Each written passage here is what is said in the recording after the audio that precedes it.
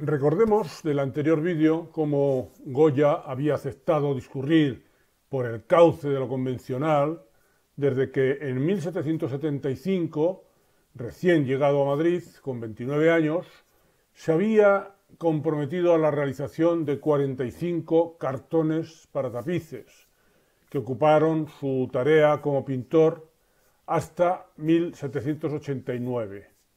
Pero en 1790, con 44 años, coincidiendo con el malestar que íntimamente sufrió al intentar adaptarse al modo de vida que le sugerían sus recientes contactos con la nobleza y los ilustrados, coincidiendo con esto, se niega a continuar su trabajo como cartonista. Goya está a punto de sufrir la primera gran crisis de su enfermedad bipolar, a la que nos referíamos en el primer vídeo, y que dejemos allí más o menos descrito.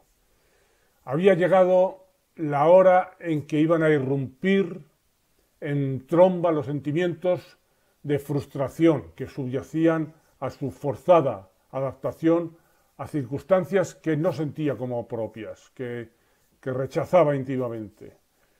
Renegando de los convencionalismos también a los que había estado sometido anteriormente, pues se enfrascó dentro de sí mismo, se ensimismó, y esto fue el comienzo de su depresión. Reparemos bien en este hecho tan significativo de que es precisamente a partir de la crisis vital que le condujo al trastorno bipolar cuando la pintura de Goya abandona los ámbitos más bien convencionales y trillados que le habían ocupado hasta entonces y empieza a destaparse su genialidad. El psiquiatra y escritor Alonso Fernández concluye a este respecto: descubrimos en Goya una naturaleza predispuesta a la vez a la actividad creadora y a la enfermedad depresiva. Hasta la aparición de su depresión, dice también Alonso Fernández, Goya había venido incurriendo a lo largo de su vida con una monotonía desesperante en la pintura de muñecos sentados del mismo modo, con la misma casaca o la misma falda, y disfrutando de una luz de cuento de hadas. Pero una vez que se desencadena su enfermedad, Alonso Fernández valora así lo que ocurre. Goya es el genio depresivo por antonomasia, el genio ciclotímico encendido por la chispa desesperada de un estado depresivo, el genio que conquista la autenticidad de su yo, movido por las vivencias propias del desgarramiento depresivo. Y Ortega y Gasset, por su parte, ve todo esto de la siguiente manera. La hipótesis es, pues, esta, dice Ortega. El contacto tardío de Goya, los 40 años, con disciplinas de vida más elevadas, se refiere a su incorporación al ambiente en el que predominan los nobles y los ilustrados, producen en él efectos contrapuestos. Por un lado, disocia su persona, que queda escindida para siempre, en un alma popular, no popularista, que era de nacimiento y juventud, y una confusa presencia de normas sublimes, un poco etéreas, que le arrancan de la espontaneidad nativa y le comprometen consigo mismo a vivir otra vida. Esta dualidad no logra nunca fundirse, y Goya vivirá sin adaptación a ninguno de los dos mundos, el de la tradición y el de la cultura, por tanto, sin mansión cobijadora en perpetua desazón e inseguridad. La sordera, sigue diciendo Ortega, llevará todo esto hasta los confines de la patología, recluyendo en una soledad atormentada a este hombre cuyo temperamento le exigía vivir de un contorno, sentirse abrigado y presionado por él, para responder precisamente con lo más personal de su ser. En cambio, el shock vital que el cambio de contorno le causa tiene una virtud maravillosa, Al desencajarle de las tradiciones, incluso de las pictóricas en que pervivía instalado, al proponerle rehusar lo primerizo, retirarse a zonas más profundas y reflexivas de su ser, Goya liberta y como despabila su originalidad.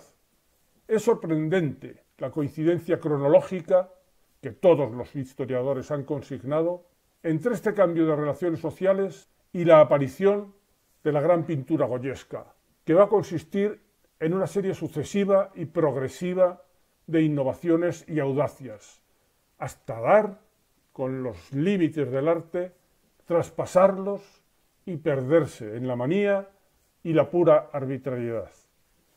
Siguiendo la pista al muy estimable trabajo de Alonso Fernández, El enigma Goya, se puede comprobar, como venimos diciendo, que Goya sufrió dos graves episodios de su enfermedad depresiva, que delimitaron a su vez dos grandes capítulos en su obra pictórica. El primero irrumpe en la década de los 90, tenía 44 años, y el segundo ciclo se extendió entre 1820, contaba entonces 73 años, y 1828. Cada ciclo bipolar, pues, se compone de una fase o estadio depresivo y posteriormente una fase hipertímica o maníaca, de síntomas contrapuestos a la depresión, euforia y descontrol en la conducta. Y el impacto artístico de estos episodios se traduce primero en un bloqueo depresivo en el que abandona la pintura durante 1 año y medio en el primer ciclo y durante 1 año en el segundo. Y a continuación, cuando ya va saliendo de la depresión, se traduce en una metamorfosis de su estilo, plasmada esa metamorfosis en la pintura de catástrofes en el primer ciclo, en la pintura de catástrofes, así la llama Alonso Fernández, y en el segundo de las pinturas negras. Que el primer ciclo lo articuló las pinturas catastróficas con la serie de los caprichos, y la segunda, la asociada con las pinturas negras, también pinta los disparates. En el estadio final de ambos ciclos irrumpe un tumultuoso proceso creador hipertímico. Es exuberante la capacidad de producir de Goya en esos momentos. Tuvo Goya, asimismo, antes de la definitiva instalación de su trastorno bipolar, los episodios depresivos aislados, sin contrapartida maníaca, eran como preparatorios de lo que iba a pasar con su enfermedad bipolar. Uno de esos episodios depresivos, en 1788, fue reflejado en su arte con la incorporación, por primera vez, de seres diabólicos en sus pinturas. Ocurrió en el cuadro San Francisco de Borja asistiendo a un moribundo impenitente. En medio de ambos ciclos de la enfermedad bipolar, pinta los fusilamientos de la Moncloa y la carga de los mamelucos en la Puerta del Sol. Vamos a hacer una pequeña excursión en este periplo reflexivo que estamos haciendo, para mostrar cómo existen analogías en los procesos que respectivamente afectan al cuerpo y al alma, cuya pista puede resultar ilustrativo seguir en este momento. Una primera premisa común a ambas realidades, la corporal y la anímica, podemos establecerla a partir de la constatación de que el dolor significa agonía, lucha, confrontación entre lo que quiere vivir y lo que se va dejando morir. Cuando, por ejemplo, a un montañero que se ha perdido en la montaña se le queda la mano a punto de congelación, pero se llega a tiempo de volver a insuflarle calor en la mano aterida, se sufre un intenso dolor. Podríamos decir que la mano había llegado a una encrucijada. Un poco más y los tejidos hubieran optado por la necrosis, la renuncia a la vida, como defensa frente al dolor de la congelación que iba progresando. Cuando el cuerpo ya no protesta, cuando prolongando esos momentos críticos deja de doler, es que ha muerto. Lo que aún queda de dolor, queda de vida. Y cuando se está a punto de desistir de la vida, de aceptar el alivio de la muerte, volver a vivir se hace a costa de reavivar el dolor. La vida, al reanudar su flujo en el tejido que estaba casi congelado, se vuelve a abrir paso con dolor. Bien, pues de forma parecida podemos considerar que la depresión es un estado de práctica congelación del alma. Cuando Goya empezó a salir de la primera fase depresiva, de estas importantes crisis psíquicas que sufrió, sus pinturas reflejaron el dolor y la angustia de quien empieza a sentir que vuelve la vida a insuflar calor en los tejidos del alma en esta ocasión, que estaban casi congelados por la depresión. Goya sorprendió así a la salida de esta primera crisis depresiva con la producción de una serie de cuadros que Alonso Fernández, como decimos, denomina pinturas catastróficas o trágicas, en las que aborda temáticas imprevisibles si consideramos lo que hasta entonces había sido su trayectoria habitual en la pintura. Refleja pues en estos cuadros el dolor y la angustia de quien está saliendo de esa especie de congelación del alma que es la depresión. Dice Alonso Fernández: los asuntos trágicos y catastróficos se apoderan de las 5 primeras muestras pictóricas goyescas totalmente depresivas aparecidas en 1794. El naufragio, el incendio, el asalto a la diligencia, interior de una prisión y el corral de locos. De forma complementaria, realiza por entonces Goya la serie de Los Caprichos, precisamente la parte de su obra que fuera de España le ha procurado una mayor fama. Los Caprichos, dice Alonso Fernández, comprenden una mezcla de escenas satíricas inspiradas en fuentes tan contrapuestas como el tinte burlón hipertímico y el dolor moral depresivo. Alternan en estas estampas las jóvenes eróticas, los muchachos petribetes y los repulsivos viejos verdes, plasmados todos ellos desde la hipertimia, con una actitud entre la ironía y la burla, con una imaginaría de tinte depresivo formado por amenazadoras brujas y horripilantes figuras como extraídas de un ensueño pavoroso, y escenas realistas de violencia, miseria y crítica anticlerical. El segundo ciclo bipolar se apodera de Goya a los 73 años, iniciándose con un estado depresivo que se prolonga entre 1819 y 1823. Cuando es capaz de superar el bloqueo, produce las pinturas murales negras, verdadero paradigma del mundo depresivo pictórico. Coincide este segundo ciclo con la intensificación de su sordera, que le aísla aún más del mundo. Su depresión se cronifica, alargándose durante 4 años.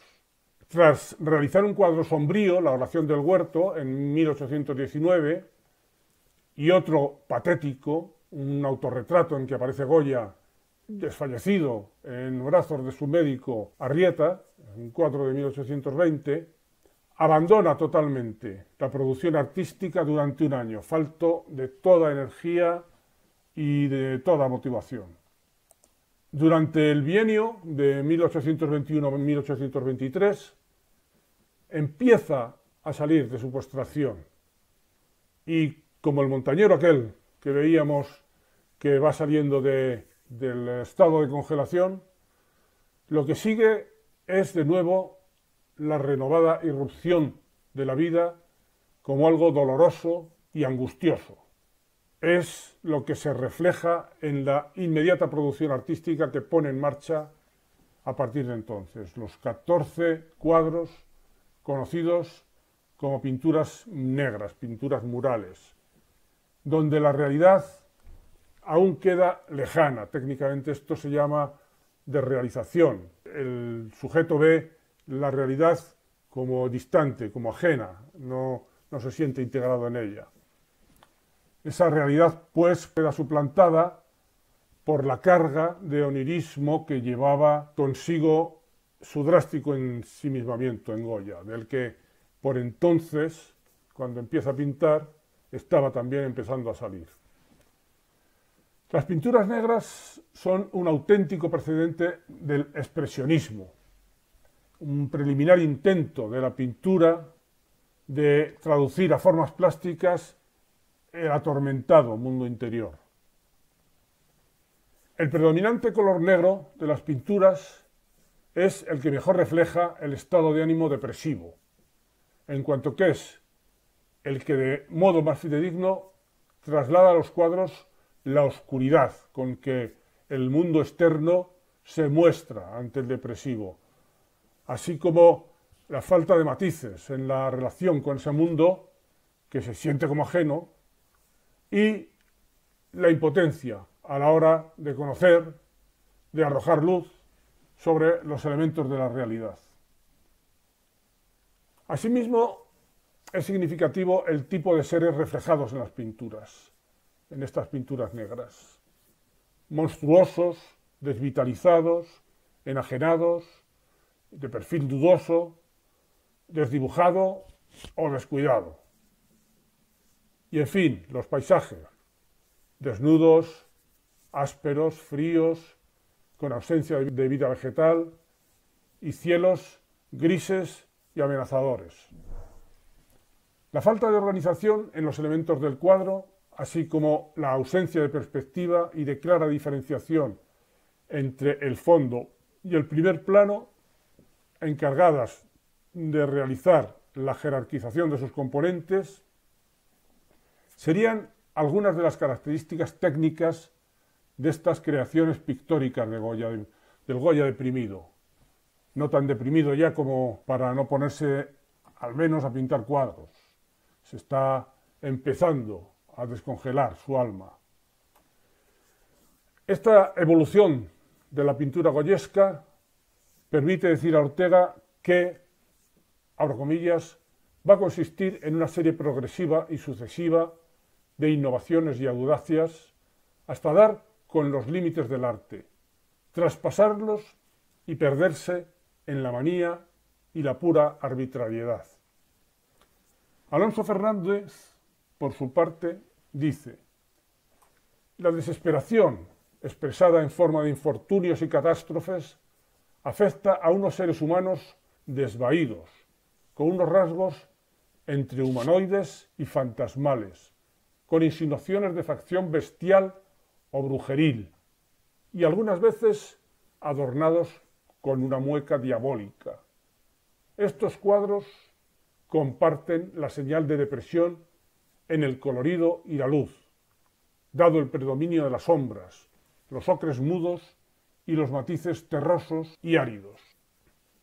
Y en fin, a esta segunda gran fase depresiva en Goya sigue después, como hemos venido diciendo, de nuevo una fase hipertímica de su estado de ánimo que ya se prolongará durante el resto de su vida y que le llevará a una auténtica fiebre creadora hasta el momento de su muerte, en 1828, cuando contaba 82 años de edad.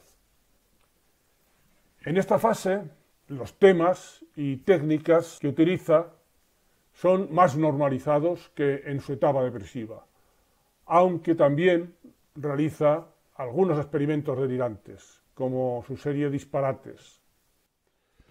Entre 1810 y 1815, Goya realiza también una serie de 82 grabados que titula Los desastres de la guerra, en los que retrata de manera ya no delirante, sino realista, los trágicos efectos en España de la Guerra de la Independencia que tuvo lugar entre 1808 y 1814. Alargó el contenido de estos grabados hasta 1815.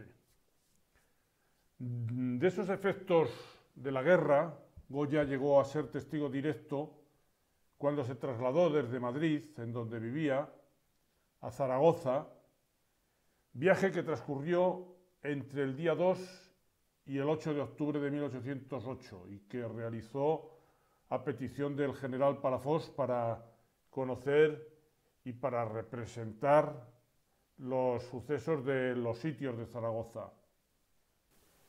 Su celebrado último cuadro, La lechera de Burdeos, viene a anticipar ese modo de displicente alejamiento de la realidad que supuso el impresionismo, en la medida en que los trazos van desconectándose del perfil genuino de la figura, una característica que también veíamos en Velázquez.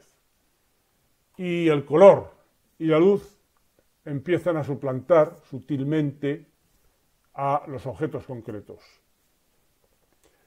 Concluyamos este vídeo con estas dos respectivas valoraciones que sobre el conjunto de la obra de Goya realizan Alonso Fernández y Ortega.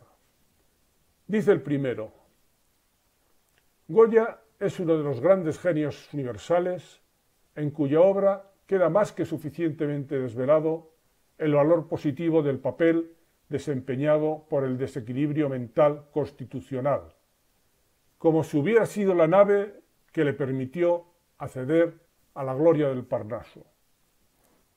Y Ortega: el coeficiente de innovación que a la obra de Goya corresponde es uno de los más altos que en la historia del arte aparecen.